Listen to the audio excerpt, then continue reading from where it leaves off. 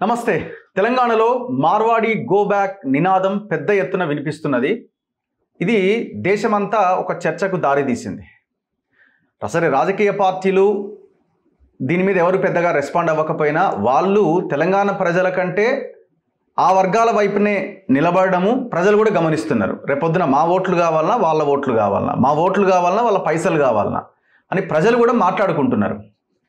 తెలంగాణ వాళ్ళు తాగుబోతులు అని మాట్లాడుతున్నా కూడా ఈ సోకాల్డ్ ఎవరైతే మద్దతు ఇస్తున్నారో వాళ్ళకి ఎందుకు మాట్లాడట్లేదు, ఎందుకు క్వశ్చన్ చేయట్లేదు, ఎందుకు ఖండించట్లేదు అని అడుగుతున్నారు.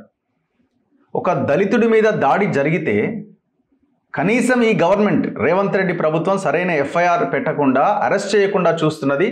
ఎందుకు కొట్లాడట్లేదు, దాని మీద ఎందుకు అడగట్లేదు అని ప్రజలు మాట్లాడుతున్నారు. మరి వీటన్నింటికి సమాధానాలు ముందుగా రావాలి కదా. ఇవేమీ రాకుండా దీనికి ఒక మతం రంగు స్టార్ట్ చేశారు. అసలు దీనికి మతానికి అసలు సంబంధమే లేదు. ఇది కేవలం తెలంగాణలో ఉన్న బలహీన వర్గాల ప్రజల వృత్తి వ్యాపారాలకు సంబంధించిన సమస్య, మన అస్తిత్వానికి సంబంధించిన సమస్య, మన వ్యాపారాలకు సంబంధించిన సమస్య, మన ప్రజల ఆర్థిక పరిస్థితికి సంబంధించిన సమస్య, మన ఆత్మగౌరవానికి సంబంధించిన సమస్య. ఇక తెలంగాణ అని మాట్లాడే బీఆర్ఎస్ మాట్లాడదు, కాంగ్రెస్ మాట్లాడదు, ఇక బీజేపీ అయితే అవుట్రైట్గా వాళ్ళకి సపోర్ట్ చేస్తున్నారు. మరి ఇక్కడే ఉండి ఇక్కడే పార్టీలు పెట్టి ఇక్కడ ప్రజల ఓట్లతో రాజకీయం చేస్తున్న పార్టీలకు మనం ఏం చెప్పాలా? మాట్లాడదాం ఇదే అంశం పైన. నా ముందు కట్టా కార్తీక్ ఉన్నారు, ప్రముఖ రాజకీయ విశ్లేషకులు. కార్తీక్ నేను ఇద్దరం కలిసి 10 టీవీలో కొలీగ్స్ కూడా. తన ఈ మధ్య అన్ని టీవీ ఛానల్స్లో ఇంటర్వ్యూ కూడా వెళ్తున్నారు. కంగ్రాచులేషన్స్ కార్తీక్, ముందుగా వెల్కమ్, ఫస్ట్ ఇంటర్వ్యూ మీతో. Thank you. సో మేము కూడా ఈ అంశం మీద మాట్లాడుతున్నప్పుడు రకరకాలుగా కొంతమంది వీడియోలు చేస్తూ ఖబర్దార్ దళితుడిని మీరు దరిద్రుడు అన్నారు, చూపించండి అని అడుగుతున్నాను నేను. ఎక్కడ నేను దళితుడు దరిద్రుడు అన్న ఒక లైన్ ఏదన్నా ఉంటే చూపించే ప్రయత్నం చేయండి. కానీ అవేమీ లేకుండా ఇష్టం వచ్చినట్టుగా ట్రోల్ చేస్తూ ఉన్నారు. అన్నింటికి రెడీగా ఉన్నాం. మా వాదం చాలా బలమైంది. మా వాదం తెలంగాణ ప్రజల వాదం, తెలంగాణ మా వాదం. సో దానికోసం మేము ఎంత ఎక్స్టెంట్కి వెళ్ళడానికైనా మేము రెడీని. ఇక్కడ బలహీన వర్గాల గురించి మాట్లాడుతున్నది, వాళ్ళ కోసం పనిచేస్తున్నది, వాళ్ళ సమస్యలని ప్రభుత్వం దృష్టికి తీసుకెళ్తున్నది మన తొలి వెలుగు జర్నలిస్ట్ రఘు. ఇది ఫస్ట్ గుర్తుంచుకోవాలి. వెల్కమ్ కార్తీక్. ముందుగా మీరేమంటున్నారు? ఈ గో బ్యాక్ మార్వాడి నినాదం అన్నది కరెక్టా కాదా? గో బ్యాక్ అని ఎట్లా అంటారు? ఇది ప్రజల్ని తరిమేయడం కాదు కదా, వాళ్ళని ఎందుకు ఇక్కడి నుంచి వెళ్ళిపోండి అని చెప్పాలి, దేశంలో ఎవరు ఎక్కడైనా బతకొచ్చు కదా అని అంటున్నారు. మీరేమంటారు? ఎస్, గో బ్యాక్ అనేటువంటి పదం చుట్టూ వివాదం నడుపుతున్నారు. చాలా మంది తెలంగాణ వాదులేమో గో బ్యాక్ మార్వాడి అనేది ఒక స్లోగన్ గా తీసుకున్నారు. గో బ్యాక్ అంటే ఏంటి? భారత రాజ్యాంగం ప్రకారం ఎవరు ఎక్కడైనా ఉండొచ్చు కదా, ఎవరు ఎక్కడైనా వ్యాపారం చేసుకోవచ్చు కదా, మీరు ఎలా అంటారు అన్నదాన్ని ఎక్కువ ఎస్టాబ్లిష్ చేస్తున్నారు. అది వాళ్ళకి చరిత్ర తెలవదేమో అని నాకు అనిపిస్తుంది. గో బ్యాక్ అనేటువంటి ఒక నినాదం బ్రిటిషర్స్ మీద మన వాళ్ళు మొట్టమొదటిగా వాడారు. అంటే వాళ్ళ భాష ఇంగ్లీష్ కాబట్టి క్విట్ ఇండియా, భారతదేశాన్ని వదిలిపోండి, గో బ్యాక్ మీరు వెనక్కి వెళ్ళిపోండి అనేది ఫస్ట్ వాడారు. ఆ ఇన్స్పిరేషన్ తోటి 1952లో తెలంగాణ గడ్డ మీద ములికీ ఉద్యమం పుట్టింది. గో బ్యాక్ నాన్ ముల్కీస్ అంటే ఇక్కడ ఆంధ్ర వాళ్ళ పెత్తనం ఆ రోజుల్లోనే స్టార్ట్ అయినప్పుడు, తెలంగాణ సపరేట్గా ఉన్నప్పుడు, మద్రాస్ ప్రెసిడెన్సీలో ఆంధ్ర భూభాగం ఉన్నప్పుడు వాళ్ళు విశాలాంధ్ర ఉద్యమాన్ని స్టార్ట్ చేశారు. ఆ విశాలాంధ్ర ఉద్యమం తెలంగాణ వాదాన్ని అవహేళన చేస్తున్నప్పుడు, అయ్యదేవర కాళేశ్వరరావు వరంగల్ గడ్డ మీద తెలంగాణ వాదుల్ని అవమానించినప్పుడు ఆ రోజుల్లో పుట్టినటువంటి ఉద్యమం ఇడ్లీ సాంబార్ గో బ్యాక్. అంటే ఇడ్లీ సాంబార్ ఏదో వెలేయటమో, ఇడ్లీ సాంబార్ తినే వాళ్ళందరినీ వెనక పంపించడం మన ఉద్దేశం కాదు. ఆ నినాదానికి ఇన్స్పిరేషన్ ఏంటి? ఒకప్పుడు బ్రిటిష్ వాళ్ళని పంపించాం, మన మీద పెత్తనం చేయాలనుకుంటే ఈ ఆంధ్ర వాళ్ళు వచ్చి మా మీద పెత్తనం చేయాలనుకుంటున్నారు, ఇక్కడ ఉద్యోగాలను కొట్టేస్తున్నారు. నిజానికి ఆ రోజు ఒక ఆంధ్ర అధికారి వల్ల ఒక తెలంగాణ ఒక తెలంగాణకి ప్రిన్సిపల్గా ఉన్నటువంటి, ఒక కాలేజీకి ప్రిన్సిపల్గా ఉన్నటువంటి వ్యక్తి గుండెపోటుతో చనిపోయాడు ఆంధ్ర అధికారి పెత్తనం వల్ల. ఆ రోజు ఆ పరిస్థితుల్లో నుంచి, ఆ చావులో నుంచి, ఆవేదనలో నుంచి, ఆ ఒత్తిడిలో నుంచి, ఆ వివక్షలో నుంచి పుట్టిందే ములికీ ఉద్యమం, ఇడ్లీ సాంబార్ గో బ్యాక్ అనేటువంటి మూమెంట్. దానికి నేపథ్యం ఉంది, నినాదం. ఎస్, ఈ గో బ్యాక్ అనే నినాదం యొక్క చరిత్ర తెలవకుండా మాట్లాడితే ఏం చేయలేము. ఇదే కేసీఆర్ ఉద్యమం నడిపించాడు కదా, తెలంగాణ ఉద్యమం నడిపించాడు కదా. 9.5 అధికారంలో ఉన్నప్పుడు బీజేపీ కూడా తెలంగాణ ఉద్యమంలో పాల్గొంది కదా, కాంగ్రెస్ కూడా తెలంగాణ ఉద్యమంలో పాల్గొంది కదా. మరి అప్పుడు ఆంధ్ర పెత్తందాలు గో బ్యాక్ అని నినాదం ఇస్తే అబ్జెక్షన్ చెప్పలేదే. ఇదే సోకాల్డ్ మనుషులు ఆంధ్ర పెత్తందారి గోబ్యాక్ తెలంగాణ ఉద్యమంలో మనం అందరూ నినదించాముగా. మరి ఎక్కడ తప్పు కదా, ఈ పదం మనం మాట్లాడకూడదు కదా అని అనలేదే. ఇవాళ ఎందుకు తప్పు వస్తుంది అంటే మార్వాడి డబ్బులు ఎక్కువైపోయినాయా? తెలంగాణ ప్రజల ఓట్ల కంటే మార్వాడి డబ్బులకి రాజకీయ పార్టీలన్నీ అమ్ముడుపోయాయా? నేను అడుగుతున్న సూటిగా అధికారంలో ఉన్న కాంగ్రెస్ని అడుగుతున్నా, తెలంగాణ మా పేటెంట్ అనుకొని చెప్పుకునేటువంటి బీఆర్ఎస్ని అడుగుతున్నా, ఇప్పుడు మతం రంగు పులుముతున్న బీజేపీని అడుగుతున్నా, నీకు తెలంగాణలో హిందువులు కనపట్లేదా? నేను బండి సంజయ్ గారిని డైరెక్ట్గా అడుగుతున్నా, కరీంనగర్లో హిందూ ఓటుతో నువ్వు గెలిచావా? అందులో తెలంగాణ హిందూ ఓటుతో నువ్వు గెలిచావా? మార్వాడీల హిందూ ఓటుతో నువ్వు గెలిచావా? చాలా క్లియర్గా. ఇప్పుడు ఇది మాట్లాడితే మీరు హిందువులని విభజించడం కింద చూస్తున్నారు, హిందువులను విభజించడం కింద చూస్తున్నారు. నేను ఇంకొక మాట కూడా చాలా క్లియర్గా చెప్తానన్నా. ఇప్పుడు మరాఠీ ఉద్యమం జరిగింది, నారు Marathis go back, ball Thackeray movement. ఇది శివసేన పార్టీ అక్కడ నుంచే పుట్టింది. శివసేన పార్టీతో రాంగ్ రన్ బీజేపీ పొత్తులో ఉంది. మరి నాన్ మరాఠీస్ గో బ్యాక్ అన్నటువంటి పార్టీ తోటి నువ్వు ఎలా పొత్తులో ఉన్నావు? నీ గో బ్యాక్ నినాదమే తప్పైతే నాన్ మరాఠీస్ కూడా హిందువులే కదా మరి అక్కడ. నాన్ మరాఠీస్ హిందువులే కదా. నువ్వు మళ్ళీ వాళ్ళు అన్నది గుజరాతీనే, ఇదే మార్వాడీని, ఓకే, ఇదే గుజరాతీని ఉద్దేశించి, ఇదే రాజస్థాన్ని ఉద్దేశించి ఆ రోజు ముంబై ఆర్థిక రాజధానికి ఉంది కాబట్టి ముంబై బిజినెస్ అన్ని క్యాప్చర్ చేస్తున్నారు అనే కారణం చేత బాల్ ఠాక్రే ఒక మూమెంట్ నిర్మించాడు. మరి ఆ రోజు నీకు నాన్ మరాఠీస్లో హిందువులు కనపడలేదా? అసలు గో బ్యాక్ నినాదం తప్పు కనపడలేదా? మరి శివసేనతో నువ్వు ఎందుకు పొత్తులో ఉన్నావు? అంటే నీ ఎక్కడ అవకాశం వస్తే ఆ రకంగా మాట్లాడేటువంటి పద్ధతి రాజకీయ పార్టీలు మానేసుకోవాలి. నేను ఒక రాజకీయ పార్టీ అంటలేదు, అన్ని రాజకీయ పార్టీలు. ఇంకొక మాట కూడా నేను చాలా క్లారిటీ చెప్తున్నాను. భూమి పుత్రుడు అంటారు. ఈ భూమి మీద పుట్టిన వాళ్ళకి ఈ భూమి మీద అవకాశాలు రావాలి. అవకాశాలు రానప్పుడు వాడిలో ఆవేదన వస్తుంది, ఆందోళన వస్తుంది. ఇది ఇక్కడ మాత్రమే కాదు. ఇవాళ అమెరికాలో ట్రంప్ రెండోసారి ప్రెసిడెంట్ అయ్యాడు. నేను ఇండియాను వదిలేసే, హైదరాబాద్ ఆవేదన వదిలేసాయి. అమెరికాలో ట్రంప్ రెండోసారి ప్రెసిడెంట్ అయ్యాడు. అమెరికన్ ఉద్యోగాలు అమెరికన్స్కే అన్నాడు. అవును, అంటే అక్కడ లోకల్ ఫీలింగ్ రెచ్చగొట్టే ప్రయత్నం చేశాడు. అక్కడ ప్రజలు ఉన్న ఆవేదనని ఎన్కాచ్ చేసుకునే ప్రయత్నం చేశాడు. సరే చేస్తాడో లేదో పక్కన పెట్టేసాయి. అంటే ఎవరిలోనైనా సరే, ఎంత అభివృద్ధి చెందిన కంట్రీలోనైనా సరే వాడు అవకాశాలు ఇంకెవడో కొట్టేస్తున్నాడంటే ఆవేదన స్టార్ట్ అవుద్ది, ఆందోళన స్టార్ట్ అవుతుంది. స్థానికత అన్నది ఆ సెంటిమెంట్ ఎప్పటికీ ఉంటూనే ఉంటది కదా. మన భూమి, మన ప్రాంతము, మన ఉద్యోగాలు. మన గిరిజనులు పోడు భూముల కోసం ఎందుకు ఫైట్ చేస్తారు? అక్కడ పుట్టాం, అక్కడ మాత్రమే వ్యవసాయం చేసుకుని బతకగలం, అక్కడ మాత్రమే బతకగలం అని పోడు భూముల కోసం ఫైట్ చేస్తుంటారు. అది మాది అంటది రాజ్యం కాదు, ఇక్కడ మేము పుట్టాం కాబట్టి మాకు హక్కు ఉంది అంటది ఆదివాసీ. ఇక్కడ ఈ పోరాటం ఎప్పటికీ నడుస్తూనే ఉంటదిగా. ఈ మధ్య మీరు ఆదివాసీల గురించి గట్టిగా మాట్లాడినట్టున్నారు, పోడు భూముల గురించి. అవును. అయితే నేను అనేది ఏంటంటే, ఈ లోకల్ ఫీలింగ్ని మీరు గుర్తించినంతకాలం, స్థానికులకి అవకాశాలు కల్పించినంతకాలం ఉద్యమం రూపం మారుతుంటది, నినాదం రూపం మారుతుంటది, కానీ అలాగే కంటిన్యూ అవుతుంటది.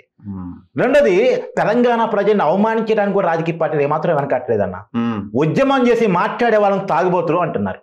తెలంగాణ ఉద్యమం చేసి తాగుబోతులు కాదు. వాడు మాట్లాడిన దాంట్లో ఇంటర్వ్యూ మీరు చూసి ఉంటారు కదా, మేము పొద్దుగాల 6 గంటలకు లేచి మేము బిజినెస్ వ్యాపారం మేము చేసుకుంటే తెలంగాణ వాళ్ళకి 1000-2000 దొరికితే తాగిబంటారని మాట్లాడతాడు వాడు. అసలు తెలంగాణ అంటే ఏంటో తెలుసా? తెలంగాణ అస్తిత్వం తెలుసా వాడికి? తెలంగాణ చరిత్ర తెలుసా వాడికి? సారీ వాడికి అంటున్నందుకు. ఎందుకంటే తెలంగాణ ప్రజలు అంత అవమానించిన అంటున్నాం, తప్పలేదని. తాగుబోతున్నాడు, నన్ను తాగుబోతున్నాడు, మన తల్లిదండ్రులను తాగుబోతున్నాడు, అన్ని వర్గాలను తాగుబోతున్నాడు, తెలంగాణ వాళ్ళే తాగుబోతులు అన్నాడు కదా. భారతదేశం 1947 ఆగస్టు 15 ఇండిపెండెన్స్ వస్తే భారతదేశం ఈ తెలంగాణ భూభాగాన్ని వదిలేస్తే నైజాం చేతుల్లో 7వ తరం రాజు చేతుల్లో ఉంటే ప్రజలు వీర తెలంగాణ విప్లవ పోరాటం చేసి, రైతాంగ స్థాయిలో పోరాటం చేసి, ప్రజల తుపాకులు పట్టుకొని నైజాం మీద పోరాటం చేసి రజాకాలను ఎదుర్కొని ప్రాణాలు ఒడ్డి సాధించుకున్నటువంటి స్వతంత్రం. ఏదో ఆపరేషన్ పోలో ద్వారా సర్దార్ వల్లభాయ్ పటేల్ వచ్చి మనకి ఇండిపెండెన్స్ తెచ్చారని చెప్పేసి అంటారు, కానీ చరిత్ర వక్రీకరించబడింది రఘుభాయ్. తెలంగాణ ప్రజలు పిడికలు బిగించి స్వతంత్రం తెచ్చుకున్నారు. 1948 సెప్టెంబర్ 17న నైజాం పారిపోవటానికి రెడీగా ఉంటే ఆపరేషన్ పోలో పెట్టి నైజాంను రక్షించి పాకిస్తాన్కి పారిపోతున్నటువంటి నైజాంను పట్టుకొచ్చి రాజు ప్రముఖ చేశారు. తెలంగాణ ఉద్యమకారుని చంపేశారు, తెలంగాణ ప్రజలను చంపేశారు. తెలంగాణ ప్రజల ఊతకోత జరిగింది. అది చరిత్ర. తెలియదు వీళ్ళకి తెలంగాణ ప్రజలంటే పోరాటం అనేది. ఈ దేశంలో చాలా నినాదాలు ఉన్నాయి, మాకు సపరేట్ రాష్ట్రం కావాలని. ఎవరూ సాధించుకోలే, తెలంగాణ సాధించుకుంది. ఎందుకు? పిడికిలెత్తి నినదించింది, విప్లవ భావాజాలం, పిడికిలెత్తి పోరాడేతనం, ప్రాణాలకు వ్యతిరేకంగా అంటే ప్రాణాలు పోతున్నా సరే పోరాడగల తత్వం తెలంగాణ ప్రజల్లో ఉంది. కాబట్టి ఇది గుర్తించాలి. తెలంగాణ ప్రజల్లో ఉన్న పోరాట పటిమను గుర్తించాలి. కాకపోతే ఒక దురదృష్టం కొద్దీ మన పాలకులు కూడా ఎలా తయారయ్యాయంటే, ప్రతి విషయం మీద ప్రజలు ప్రశ్నిస్తారని చెప్పేసి వాళ్ళని తాగుబోతులుగా మార్చే ప్రయత్నం పాలకుల వైపు నుంచి జరుగుతుంది. ప్రశ్నించకుండా చేయడం కోసం మన మత్తులో నింపాలని. ఇప్పుడు 9 నెలలు బీఆర్ఎస్ పాలన దేనికోసం సాధించుకున్నామని తెలంగాణ? అంతే కదా, మన నీళ్లు, మన ఉద్యోగాలు, మన నీరు, మన నిధులు, మన నియామకాలు. ఇప్పుడు ఆ రోజుల్లో మనం ఏమన్నాం, ఆంధ్ర పెత్తందారు మనమే పెత్తనం చేస్తున్నారు, మనకి తెలంగాణ వస్తే మనకు అవకాశాలు దక్కుతాయి, మనం బాగుపడతాం అదే కదా తెలంగాణ ఉద్యమానికి ప్రేరణ. అంతే కదా, తెలంగాణ ఉద్యమంలో అందరూ సకల జనులు పాల్గొనడానికి కారణం అదే కదా. సకల జనులు పాల్గొని తెలంగాణ సాధించుకున్న తర్వాత కేసీఆర్ కుటుంబంలో అనుకున్నట్టే అందరికి ఉద్యోగాలు వచ్చాయి. కేసీఆర్కి ఒక ఉద్యోగం వచ్చింది ముఖ్యమంత్రి, కేటీఆర్కి ఒక ఉద్యోగం వచ్చింది మంత్రి, హరీష్ రావుకి ఒక ఉద్యోగం వచ్చింది, ఆయన ఒక మంత్రి, అల్లుడు మేనల్లుడు. తర్వాత కవిత వాళ్ళ కూతురికి ఒక ఉద్యోగం వచ్చింది, మొదట్లో ఎంపీ వచ్చింది, ఎంపీగా ఓడిపోతే ఎమ్మెల్సీ వచ్చింది. ఆ కుటుంబంలో కేసీఆర్ గారి సతీమణి శోభమ్మకి తప్ప అందరికీ ఉద్యోగాలు వచ్చాయి. మరి తెలంగాణ ప్రజలకి ఏమొచ్చాయన్న? తెలంగాణలో 2 లక్షల ఉద్యోగాలు ఖాళీలు ఉన్నాయని చెప్పి ఒక కమిటీ రిపోర్ట్ ఇస్తే తొక్కి పెట్టేశారు కదా. నిజానికి తెలంగాణ ప్రజలకు ఉద్యోగాలు ఇస్తే ఇవాళ మార్వాడి గోబ్యాక్ అని నినాదం వచ్చి ఉండేదా? తెలంగాణ ప్రజలకి వ్యాపార అవకాశాలు కల్పించి ఉంటే ఇవాళ మార్వాడి గోబ్యాక్ నినాదం వచ్చి ఉండేదా? నినాదం మారింది, ఆంధ్ర పెత్తందాల గోబ్యాక్ నుంచి మార్వాడి గోబ్యాక్ నినాదం మారింది తప్ప అప్పట్లో ఉన్న ఆవేదన ఇప్పటికీ ఉంది. తెలంగాణ వచ్చిన దశాబ్దం తర్వాత కూడా తెలంగాణ ప్రజల అవకాశాల కోసం కొట్లాట స్టార్ట్ అయిందంటే తెలంగాణ ప్రజలకు అవకాశాలు కల్పించడంలో ఇక్కడ పాలకుల ఫెయిల్యూర్ ఉంది. ఈ పాలకుల ఫెయిల్యూర్ని మనం ప్రశ్నిస్తామనే ప్రభుత్వాలు కాముగా ఉంటున్నాయి, పాలకులు కాముగా ఉంటున్నారు, పార్టీలు కాముగా ఉంటున్నాయి. ఈ ఉద్యమంతో ఒకటి ఇప్పుడు ఒకటే క్వశ్చన్ ఏమంటారంటే, అరే వాళ్ళు వస్తున్నారు, బిజినెస్లు చేసుకుంటున్నారు, వాళ్ళ వ్యాపారం వాళ్ళు చేసుకుంటున్నారు, మీకు చేతనైతే మీరు పెట్టుకోండి, మీరు ఎందుకు పెట్టుకోవట్లేదు అని అంటే, ఇక్కడున్న ఈ బలహీన వర్గాలు, పూట గడవని కుటుంబాలు, వీళ్ళు ఇప్పుడు గల్లీ ఉందనుకోండి, ఇప్పుడు మన ఇంటి ఎదురుగా గల్లీ ఉంది, ఆ గల్లీలో నువ్వు షాప్ పెట్టుకుందాం అంటే వాడు మొత్తం కబ్జా చేస్తున్నారు, నువ్వు ఏడు నుంచి ఏం పెట్టగలుగుతా? ఇప్పుడు మనకు ఒక అవకాశం దొరకాలి కదా పెట్టడానికి. ఖచ్చితంగా ఆ అవకాశం నీకు దొరకనప్పుడు వాడు నిరుద్యోగిగా ఉండి పూట గడవక ఇబ్బందులు పడుతూ అప్పుల పాలై చివరికి ఏం చేస్తాడు? ఏదో ఒక వ్యసనాలకు గురి కావడమో ఇంకోటి చేయడమో ఏదో తన దారి తను ఎంచుకుంటాడు. అంతకుమించి జరిగేది అదే జరిగింది కదా. అవును. ఇప్పుడు మనకు అవకాశాలు ఇవ్వకపోవడము రాకపోవడమే కదా సమస్య. అవును. పర్టికులర్గా బిజినెస్ల గురించి చెప్తున్నాను నేను. అవును, బిజినెస్ అంటే అది కిరాణా షాపే కావచ్చు, లేకపోతే ఏదైనా చిన్న షాప్ కావచ్చు. నేను అనేది ఏంటంటే అన్న, కరెక్టే మీరు అనేది 100% నిజం. ఒకవేళ మనకి చేత కావట్లేదు అనుకునే వాళ్ళ వర్షంలో కూడా వెళ్దాం, అదే నిజం అనుకుందాం. అది నిజమని నేను చెప్పట్లేదు, కానీ అదే నిజం అనుకుందాం. ఇప్పుడు ప్రభుత్వాల పని ఏంటన్నా, రాజకీయ పార్టీల పని ఏంటి? అవకాశం లేనివాడికి అవకాశం కల్పించడం, చైతన్యం లేనివాడికి చైతన్యం కల్పించడం, స్కిల్ లేనివాడికి స్కిల్ కల్పించడం. బడ్జెట్ పెడతారు కదా, స్కిల్ డెవలప్మెంట్ కోసం ఎంత బడ్జెట్ పెడుతున్నాం అని చెప్పేసి స్కిల్ కల్పించడం, అవకాశాలు కల్పించి వాళ్ళు బాగు చేయటం. ఇప్పుడు దళితుడికి రిజర్వేషన్ ఎందుకు ఇస్తారన్నా? వాళ్ళు సమాజంలో చాలా కాలం ఒక రకంగా చెప్పాలి పెత్తందారీ వ్యవస్థ కింద అలిగిపోయారు, వాళ్ళ మీద దాడులు చేపట్టాయి. వాళ్ళని కూడా సమాజంలో పైకి తీసుకురావాలి, అణగారిన వర్గం అంటే ఏమీ లేకుండా చేయాలి, వాళ్ళని కూడా అభివృద్ధిలోకి తీసుకురావాలి. అందుకనే ఇచ్చేది వాళ్ళకి స్కిల్ డెవలప్మెంట్ ఇచ్చే విషయంలో కావచ్చు, విద్యా ఉపాధి అవకాశాలు ఇచ్చే రిజర్వేషన్ కావచ్చు, దానికోసమే కదా. ఇప్పుడు అలానే తెలంగాణ వాళ్ళకి చేత కావట్లేదు, తెలంగాణ వాళ్ళు బిజినెస్ చేయలేరు, ఏం చేయాలి నువ్వు? తెలంగాణ వాళ్ళకి బిజినెస్ అవకాశాలు కల్పించుకోవడం కోసం లోన్లు ఇవ్వాలి, అవకాశాలు ఇవ్వాలి, వాళ్ళతో బిజినెస్ పెట్టియాలి. అవతల వాడు వచ్చి క్యాప్చర్ చేయకుండా నువ్వే జాగ్రత్త తీసుకోవాలి. తెలంగాణ వచ్చిన దానికోసం కదా, ఎవడో పెత్తనం చేస్తున్నాను కదా. ఎవడూ పెత్తనం చేయకుండా ఇక్కడోడో ఎదగటానికి నువ్వు తీసుకున్న చర్యలేంటి? చదువు రానోడికి చదువు చెప్పాలి, చదువు వచ్చినా సరే స్కిల్ లేనోడు స్కిల్ నేర్పాలి, బిజినెస్ పెట్టియాలి, అవసరమైతే లోన్ నువ్వే ఇవ్వాలి. ప్రభుత్వాల పని ఇదే కదా. ప్రభుత్వాలు చేయాల్సిన పని సరిగా చేయకపోవటం వల్లే కదా. ఇప్పుడు ప్రజలను చైతన్యవంతం చేయాల్సిన వాడు, ప్రజల్ని బాగు చేయాల్సిన వాడు నిద్రపోతే ఈ పరిస్థితిలో వస్తాయి. వాడు వెలిసేటాడు గుజరాత్లో, వాడు ఎప్పటి నుంచో వ్యాపారంలో వాడి దగ్గర డబ్బు ఉంది, వాడు వచ్చాడు ఒక్కసారిగా ఇన్వెస్ట్ చేశాడు. నీ దగ్గర చిన్న కిరాణా కొట్టు, ఒక్కసారిగా వాడు వచ్చి ఎక్కువ ఇన్వెస్ట్మెంట్ చేశాడు, హోల్సేల్ మార్కెట్ ప్రైస్ తీసుకొచ్చాడు, నీకంటే తక్కువ రేటుకి అమ్మాడు. సరే, దాని నాసిరకం వస్తువు కూడా అమ్మొచ్చాడు, అదే కదా మన వాదన. నాసిరకం వస్తువు అమ్మాడు, లేదా వాడు హోల్సేల్ కొనుక్కొచ్చిన కాబట్టి తక్కువకి అమ్మాడు, నువ్వు అమ్మలేని రేటుకు వాడు అమ్మాడు. కస్టమర్ వాడు అట్రాక్ట్ చేశాడు, వాడి దగ్గర డబ్బు ఉంది, ఇన్వెస్ట్ చేశాడు. ముందు అవసరమైతే బంగారం కుదరబెట్టి నీకు ఎదురు డబ్బులు ఇచ్చాడు. నిన్ను కస్టమర్ చేసుకోవడం కోసం ఎన్ని ట్రిక్లు వేయాలో అన్ని ట్రిక్లు వేసాడు. తర్వాత మొత్తం నీ కిరాణా షాపు మూసేసిన దాకా వాడు ఆఫర్ ఇచ్చాడు. ఎప్పుడైతే ఈ కిరాణా షాప్ బంద్ అయిందో వాడి పెత్తనం స్టార్ట్ అయింది. ఇప్పుడు పల్లె కన్నీరు పెడుతుందో కనిపించని కుట్ర అని చెప్పేసి ఎప్పుడో గోరే టెంకని పాట రాశాడు. బహుళజాతి కంపెనీలు వచ్చేసి మన పల్లెని ఎలా కొల్లగొడుతున్నాయి, మన వృత్తిని ఎలా కొల్లగొడుతున్నాయి, అంటే బయట వాడు వచ్చేసి మన ఎలా కొల్లగొడుతున్నాడు అనేది కాదు కొంత విదేశీ కంపెనీల మీద రాశాడు. అవును. ఇప్పుడు విదేశీ కంపెనీ కాకపోవచ్చు వీడు అంతే. ఇప్పుడు మనం హైదరాబాద్లో ఉండి చాలామంది మాట్లాడుతున్నారు, కానీ వాళ్ళ గ్రామాల్లోకి వెళ్ళి మేజర్ పట్టణాలు కానీ మండలాలకు వెళ్ళి చూడాలి. అంటే ఏ స్థాయిలో వీళ్ళు అక్కడ ఉన్న మార్కెట్ని క్యాప్చర్ చేస్తున్నది వీళ్ళకి అర్థమవుతుంది. మన గ్రౌండ్ నుంచి విలేజెస్ నుంచి మనం వచ్చినాం కాబట్టి మన మండలంలో సిచ్యువేషన్ ఏంది అన్నది తెలుస్తుంది మనకు. దీనివల్ల లోకల్గా ఆల్రెడీ బిజినెస్లు పండిపోయిన వాళ్ళు కూడా ఇవాళ వాళ్ళే దుకాణాలు మూసేసుకోవాల్సిన సిచ్యువేషన్ చాలా మండలాల్లో మేజర్ విలేజెస్లో వచ్చింది.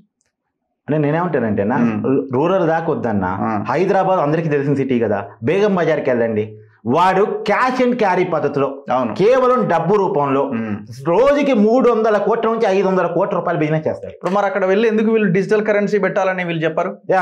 చేయాలి కదా. ఫోన్పే టీ షాపుల దగ్గర లేదా కాఫీ షాపుల దగ్గర 5 రూపాయలు 10 రూపాయలు కూడా పాన్ డబ్బా దగ్గర ఫోన్పేలు గూగుల్ పేలు ఉన్న రోజుల్లో ఈ రోజుకి బేగం బజార్లో క్యాష్ అండ్ క్యారీ పద్ధతిలో వస్తువుల అమ్మకం పెద్ద ఎత్తున కొనసాగుతుందంటే 300 కోట్ల నుంచి 500 కోట్ల బ్లాక్ మనీ వెళుతుంది అంటే దాని మీద ఎందుకు దృష్టి పెట్టరు? ఇప్పుడు హవాలా మొత్తం వీళ్ళ దగ్గర నుంచే, బండి సంజయ్ దాని మీద ఎందుకు మాట్లాడు? హవాలా మొత్తం వీళ్ళ దగ్గర నుంచే జరుగుతున్నది. బండి సంజయ్ దీని మీద మాట్లాడారు కదా. మరి బండి సంజయ్ బ్లాక్ మనీ అంటే మేము ఉన్నాం, బ్లాక్ మనీని లేకుండా చేయడానికి అని చెప్పేసి వచ్చారు కదా అధికారంలోకి. కనబడుతుంది కదా క్యాష్ అండ్ క్యారీ రూపంలో మేము డిజిటల్ ట్రాన్సాక్షన్ ఎంకరేజ్ చేస్తామని చెప్పేసి మోడీ చెప్తాడు కదా పైన. కానీ ఇక్కడ క్యాష్ అండ్ క్యారీ పద్ధతులు అమ్ముతున్నారు కదా, 300 కోట్ల నుంచి 500 కోట్ల రూపాయల బిజినెస్ రోజుకి నడుస్తుంది కదా, దాని మీద ఎందుకు బండి సంజయ్ మాట్లాడు? కేంద్ర మంత్రి కదా, మాట్లాడారు కదా, దాని బాధ్యత కదా. మరి నా బాధ ఏంటంటే అన్న, రాష్ట్రంలో అధికారంలో ఉన్న కాంగ్రెస్ మొత్తం కూర్చుంది, దేశంలో అధికారంలో ఉన్నటువంటి బీజేపీ ఈ ఉద్యమాన్ని అనగదొక్కడం కోసం మతం రంగు పొలిమింది. తర్వాత అసలు తెలంగాణకు పేటెంట్ హక్కు మేమే అనుకుంటున్నటువంటి బీఆర్ఎస్ పార్టీ మాట్లాడకుండా నోరు మూసుకుంది. అవును. ఎందుకంటే మార్వాడి డబ్బుల కోసం చివరికి ప్రజల ఎజెండాను క్రియేట్ చేస్తున్నారు. నేను ఒక మాట చెప్తా, బీసీ ఎజెండా ఉంది, రాజకీయ పార్టీలు మోపాయా?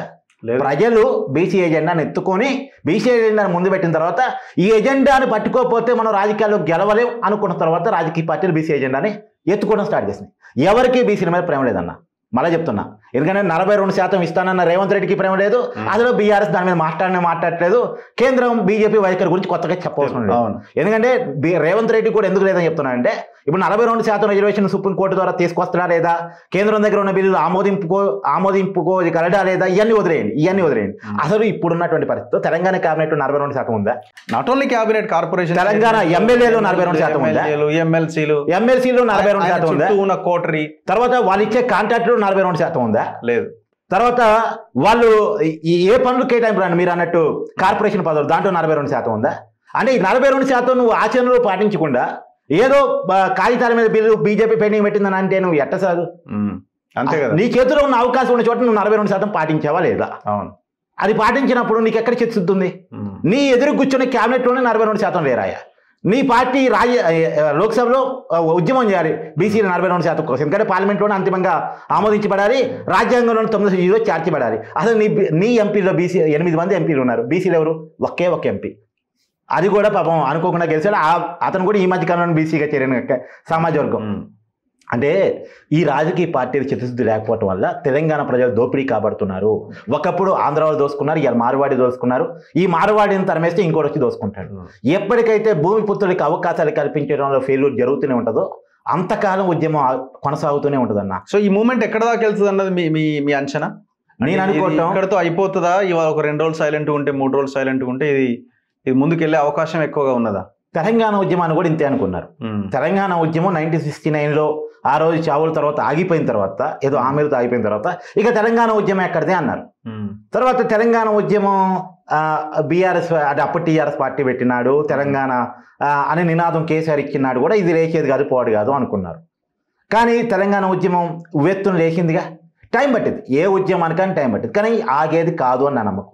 స్థానికులకి అవకాశం కల్పించినంతకాలం, స్థానికుల్ని అనగదొక్కినంతకాలం, భూమి మీద పుట్టిన భూమి పుత్రులకి అవకాశం కల్పించినంతకాలం ఉద్యమం కొనసాగుతూనే ఉంటుంది. రాజ్యం ఏ ఉద్యమాన్ని ఆపలేదన్న. తెలంగాణ ప్రజల పిడికిల ముందు రాజ్యం, డబ్బు ఈ ఉద్యమాన్ని ఆపలేవు. ఇప్పుడు తెలంగాణ ప్రజలు ఎట్లా చూస్తున్నారని మీరు అనుకుంటున్నారు? ఒకవైపున ఇది హిందువులను చీల్చే కుట్ర అనేది ఒక పార్టీ దీన్ని గట్టిగా ప్రజల్లోకి తీసుకెళ్లే ప్రయత్నం చేస్తుంది. వాళ్ళు అవుట్ రైట్గా ఉన్నారు. ఇక మాలాంటి వాళ్ళ మాట్లాడినా మన మీద కూడా అటాక్ చేస్తున్నారు సోషల్ మీడియాలో. వాళ్ళు అవుట్ రైట్గా ఉన్నారు, మేము ఇటువైపే ఉన్నాం, మీ వైపు లేము అని వాళ్ళు చాలా క్లియర్గా చెప్తారు. సో ప్రజలు దీన్ని నిజంగానే ఇది మతం కోణంలో ఆలోచన చేసే అవకాశం ఉందా తెలంగాణ వాళ్ళు పర్టికులర్గా? అన్నా ఒక పిలుపు వచ్చింది, సరే ఎవరు కరెక్ట్గా ఇచ్చారని తెలియదు కానీ బంధు ర్యాలీలకి పిలుపు వచ్చింది. ఆర్య వైశ్యులు వాళ్ళు ఆందోళన చేశారు, కోమట్లు ఆందోళన చేశారు. ఎవరు వాళ్ళు? హిందువులా నాన్ హిందూస్? వాళ్ళు హిందూసే కదా. బీజేపీ వాళ్ళ నాన్ హిందూస్ అని అనగలదా? అనే దమ్ముందా? లేదు. తర్వాత పల్లెల్లో గ్రామాల్లో హైదరాబాద్లో అంటే కొద్దిగా మైనార్టీలు ఎక్కువ, ముస్లింలు ఎక్కువ. హైదరాబాద్ ఆందోళన పక్కన పెట్టండి, అసలు హైదరాబాద్లో ఆందోళన కంటే కూడా గ్రామాల్లో ఆందోళన ఎక్కువ. హైదరాబాద్లో ఏడా ఆందోళన జరిగింది పెద్దగా? కల్టీ నగర్ లో ఆర్య వాళ్ళే ధర్నా విలేజెస్ లోనే జరుగుతుంది. విలేజ్ లో ఆందోళన జరిగింది. విలేజ్ ఎవరన్నా ఉంది? హిందువులేగా. హైదరాబాద్ మినాయిస్తే గ్రామాల్లో ఉందంటే హిందువులే కదా. అంటే వీళ్ళందరినీ హిందువులు కాదు అని బీజేపీ చెప్పదలుచుకుందా? ఒక మాట బీజేపీని ఓపెన్గా చెప్పానండి, వాళ్ళ ఓట్లు మాకు అవసరం లేదు, వాళ్ళు ఎవరు హిందువులు కాదు, మేము హిందువులు ఓట్లు అంటే హిందుత్వం పార్టీ కదా అది. బండి సంజయ్ అయితే ఆడుకోరు హిందూ అని చెప్పుకుంటాడు కదా, వాళ్ళెవరు హిందువులు కాదు. కరీంనగర్లో కూడా నాకు ఓటు వేసిన వాళ్ళు ఎవరు హిందువులు కాదు అని చెప్పానండి, ఈ మాట ఓపెన్గా చెప్పానండి. ఎవరన్నా తెలంగాణ ప్రజలు తెలంగాణలో తమకున్నటువంటి సాంప్రదాయ ప్రకారం హిందువులుగా బతుకుతారు, దేవుని కొలుస్తారు. ఇక్కడికి ఎక్కడి వరకు వచ్చిందంటే మాధవీలత కూడా అసలు జరిగిన దాడిని భూతద్దంలో పెట్టి చూస్తారు ఎట్లా మీరు అని మాట్లాడితే ఇంకా ఎక్కడ ఉన్నాం మనం? అంటే ఒక దళితుడి మీద దాడి జరిగితే వాళ్ళకి అసలు ఏమనాలి, మీ మీద దాడి చేస్తున్నారు దళితుడి పేరుతో, కానీ నిజానికి వాళ్ళకి పట్టదేమో, ఏముందిలో దళితుడి మీద దాడి జరిగింది అంతే అనేటువంటి ఒక రకమైనటువంటి ఆలోచనలో వాళ్ళు ఉన్నారేమో. అంటే ఇదే దాడి మాధవీలత మీద జరిగితే ఎంత రచ్చ చేసిద్దన్న? ఎంత రచ్చ చేసిద్ది? ఇదే దాడి బండి సంజయ్ మీద జరిగితే ఏ రకంగా బీజేపీ ఓన్ చేసుకుంటుంది? అంటే వాళ్ళు మాత్రమే మనుషులా? వాళ్ళు మాత్రమే అంటే పదవుల్లో ఉండి వాళ్ళకి రాజకీయ అవకాశం వచ్చాయి కాబట్టి, వాళ్ళకి ఎస్టాబ్లిష్మెంట్ దొరికింది కాబట్టి వాళ్ళు మాత్రమే మనుషులు, ఒక దళితుడు మనిషి కాదా? ఏం చూస్తున్నారు? ఒక మార్వాడీలు ఇక్కడ లోకల్ వాడిని కేవలం పార్కింగ్ ప్రదేశంలో ప్రశ్నించినందుకు గాను తప్పేమైనా చేశాడా? వాళ్ళ షాపులో ఏమైనా దొంగతనం చేశాడా? వాళ్ళని ఏమైనా బెదిరించాడా? ఏమైనా బ్లాక్మెయిల్ చేశాడా? ఏం తప్పు చేశాడు? ఇక్కడ స్థానికులను వచ్చి అడ్డగోలుగా కొడితే అసలు కనీసం నా బాధ ఏంటంటే అన్న, కేసు పెట్టమని డిమాండ్ చేయరే, అరెస్ట్ చేయమని డిమాండ్ చేయరే. అదే కదా, ఎవరు అడగట్లే. ఏ రాజకీయ పార్టీ కూడా నిద్రపోతుందా? బీఆర్ఎస్ నేను తెలంగాణ నా పేట అంటది, తెలంగాణ ఉద్యమానికి కేసీఆర్ జాతిపిత అంటది. ఎక్కడో ఆంధ్ర వాళ్ళు ఏదో నీటిపారుదల ప్రాజెక్టు కడతా ఉంటే దాన్ని ఆపుతాం బనకచర్ల అంటది, ఏదో అంటది కదా. మరి ఇక్కడ తెలంగాణ వాడి మీద హైదరాబాద్ గడ్డ మీద సికింద్రాబాద్లో దాడి జరిగితే నీకు కనపట్లేదా కేటీఆర్? నేను స్ట్రైట్గా అడుగుతున్నా, ఇవి వెళ్ళి పరామర్శించాను, నీకు బాధ్యత లేదా? బీఆర్ఎస్ పార్టీ వర్కింగ్ ప్రెసిడెంట్గా, తెలంగాణ వాదంతో ఎదిగిన వ్యక్తిగా నువ్వు, నీ కుటుంబం ఎదిగిందే తెలంగాణ వాదం మీద, తెలంగాణ ప్రజల మీద కదా. తెలంగాణ ప్రజలు లేకపోతే నువ్వెవరు, నీ కుటుంబం ఎవరు? తెలంగాణ అనేటువంటి ఒక నినాదం లేకపోతే నువ్వెవరు, నీ కుటుంబం ఎవరు? సో అల్టిమేట్గా ప్రజలకి మీరు ఏం పిలుపునిస్తున్నారు? తెలంగాణ ప్రజలకి ఇన్ని రకాల ఫ్యాక్టర్స్, ప్రజలు వీటన్నింటిని ఎదుర్కోవాలి, వీటన్నింటిని అడుగు ముందుకెళ్ళాలి. ఏ రకమైన పోరాటం చేస్తే ఈ సమస్య నుంచి మనం బయటపడగలుగుతాం, మన అవకాశాలను మనం అందిపుచ్చుకోగలుగుతాం? నేను అనేది ఏంటంటే, మనకి మార్వాడీలు కాదు శత్రువు, మనకి మన పాలకులు, మన పార్టీలు శత్రువు. వీళ్ళు మన ముంచుతున్నారు, వీళ్ళు మనని ఇంకొకరికి అమ్మేస్తున్నారు, వాళ్ళ డబ్బుల కోసం కక్కుర్తిపడి మన అమ్మేస్తున్నారు. పెద్ద ఎత్తున తెలంగాణ వనరుల్ని రాజకీయ పార్టీలని కబ్జా పెట్టేసి, నేను మళ్ళీ చెప్తున్నాను, తెలంగాణ వనరులని కబ్జా పెట్టేసి ఇప్పుడు ఇదే రేవంత్ రెడ్డి ఎన్నికల ముందు కేసీఆర్ మీద ఎన్ని ఆరోపణలు చేశాడు? అధికారంలోకి వచ్చిన తర్వాత ఎందుకు నిరూపించట్లేదు? ఎందుకు రాజీ పడుతున్నాడు? హైదరాబాద్లో చాలా ల్యాండ్ల విషయంలో కేసీఆర్కి లేదు కేటీఆర్కి రేవంత్ రెడ్డికి మధ్య ఏమైనా ఒప్పందం జరిగింది. డౌట్ ఏముంది అందులో? డౌట్ ఏం లేదు. కొన్ని విషయాల్లో అయితే డౌట్ ఏం లేదు. ఏదో ఒక అంటే సిరీస్ వైజ్ ఒప్పందాలు ఇవన్నీ. అసలు పర్టికులర్ ప్లేస్ లో ఉన్న ఒక భూమికి సంబంధించిన ఒప్పందం అది ఆడికే ఉంటది. ఆ ఒప్పందం అక్కడి వరకే. అవును. ఇంకో దగ్గర ఇంకో ఒప్పందం. కబ్జా పెట్టిన రంజిత్ రెడ్డి అధికారం ఉన్నాడు, బీఆర్ఎస్ పార్టీలో ఉంటాడు. అధికారం మోనే కాంగ్రెస్ పార్టీలో ఉంటాడు. ఆ రంజిత్ రెడ్డి చేసిన కబ్జా మీద బీఆర్ఎస్ మాట్లాడు, కాంగ్రెస్ మాట్లాడు, బీజేపీ అసలే మాట్లాడు. ఎంత దుర్మార్గం! రాజకీయ పార్టీలన్నీ ఒకటే, రాజకీయ నాయకులు అంతా ఒకటే. తెలంగాణ ప్రజల్ని నాశనం చేస్తుంది ఎవరంటే మన రాజకీయ నాయకులు. ముందు వాళ్ళని డిమాండ్ చేయండి. మమ్మల్ని చేతగానోళ్ళు అంటున్నారు, మమ్మల్ని తాగుబోతులు అంటున్నారు, మాకు ఏమి చేత కాదు, మా స్కిల్ లేదు అంటున్నారు. అవునా? మీరు దాన్ని ఒప్పుకుంటున్నారా? అలా మాట్లాడే వాళ్ళు మీడియాలో లైవ్ లో తిరుగుతున్నారు. ఇది తప్పు అని ప్రశ్నించడానికి రోడ్డు మీదకి వస్తే అరెస్ట్ చేసి లోపల పడేస్తున్నారు. ఇది ఎక్కడ కూడా అని ఎవరు తెలంగాణలో శత్రువు? తెలంగాణ ప్రభుత్వం ఎవరిని శత్రువుగా భావిస్తుంది? తెలంగాణ ప్రజలు ఓటుతో తెలంగాణ ప్రభుత్వాలు ఎన్నుకోబడుతున్నాయి. ఆ రోజు బీఆర్ఎస్ కానీ కాంగ్రెస్ కానీ ఆ కేంద్రంలో బీజేపీ కానీ, లేకపోతే మార్వాడి డబ్బులతోనే ఓపెన్గా వాళ్ళు అధికారాన్ని కొని తెచ్చుకుంటున్నారా? తెలంగాణ ప్రజలు ఈ రాజకీయ పార్టీలన్నింటినీ బహిష్కరించాల్సిన పరిస్థితి వస్తే వాళ్ళు మన దారిలోకి వస్తారు. ఎప్పుడైనా తెలంగాణ ఉద్యమంలో కూడా రాజకీయ పార్టీని మన దారిలోకి మనమే తెచ్చుకున్నాం. అలాగే ఇప్పుడు కూడా మన దారిలోకి రాజకీయ పార్టీలను తెచ్చుకోవాల్సిందే. తెచ్చుకుంటేనే సమస్య పరిష్కారం దొరికింది. ఇప్పటి వరకు తెలంగాణ సామాజిక వాదులు తప్ప, సామాజిక ఆకాంక్ష ఉన్నవాళ్ళు తప్ప, సామాజిక విజ్ఞానం ఉన్న వాళ్ళు తప్ప ఏ రాజకీయ పార్టీ కూడా ఈ మార్వాడి గోబ్యాక్ ఉద్యమాన్ని సపోర్ట్ చేయలేదు. కాబట్టి రాజకీయ పార్టీని మన దారిలోకి రావాల్సిందే. నేను మళ్ళా చెప్తున్నానన్నా, ఏ రాజకీయ పార్టీ అండ లేకుండా తెలంగాణ విప్లవ రైతాంగ సాయుధ పోరాటం ప్రజలు స్వచ్ఛందంగా చేశారు. ఏ రాజకీయ పార్టీ అండ లేకుండా తెలంగాణ ఉద్యమం రూపుదిద్దుకుంది. రూపుదిద్దుకున్న తర్వాత అన్ని రాజకీయ పార్టీలు దీన్ని ఎన్నిక చేసుకోవడం ప్రజల్లోకి వచ్చాయి. ఇప్పుడు కూడా ప్రజలే స్వచ్ఛందంగా ఉద్యమం చేయాలి. మార్వాడి గోబ్యాక్ అంటే వెళ్ళిపోమని కాదు. మన సంస్కృతి మీద దాడాపాలి, మన వ్యాపారాల మీద దాడాపాలి, మన అవకాశాల మీద దాడాపాలి. మన కాడ ఉన్నటువంటి ఆ ప్రతి అవకాశం కూడా అవకాశాల్లో స్థానికులకి రిజర్వేషన్ రావాలి. ఆ రిజర్వేషన్ ప్రకారం అసెంబ్లీలో చర్చ నడవాలి. అవసరమైతే దాని మీద ఒక పర్టికులర్ బిల్లు రావాలి, చట్టం తీసుకురావాలి. ఎస్, మన మన మన వ్యాపార రక్షణ చట్టం తీసుకురావాలి ఖచ్చితంగా. Thank you very much Karthik. Thank you. మళ్ళీ మనం ఇంకో ఇంటర్వ్యూలో మళ్ళీ కలుద్దాం. ధన్యవాదాలు. సో ఇది కటా కార్తీక్తో స్పెషల్ ఇంటర్వ్యూ. ఖచ్చితంగా ఈ నినాదం, ఈ వాదం బలంగా ముందుకు వెళ్లాల్సిన అవసరం ఉంది. గోబ్యాక్ అంటే తరిమేయడము, పంపించేయడము, ఇంకోటి కాదు. మన యొక్క అవకాశాలని మనం అందిపుచ్చుకోవడం, దానికోసం ఈ పోరాటం. అవసరమైతే ప్రభుత్వాలు మన ట్రాప్లోకి రావాలి. వాళ్ళు అనుకుంటున్నారు ఏదో రకంగా దీన్ని మూసేయాలని. ఇది ఆగదు. తెలంగాణ ఉద్యమం కంటే మహోద్యమంగా భవిష్యత్తులో మారే అవకాశం ఉన్నది. చూస్తూనే ఉండండి మన తొలి వెలుగు.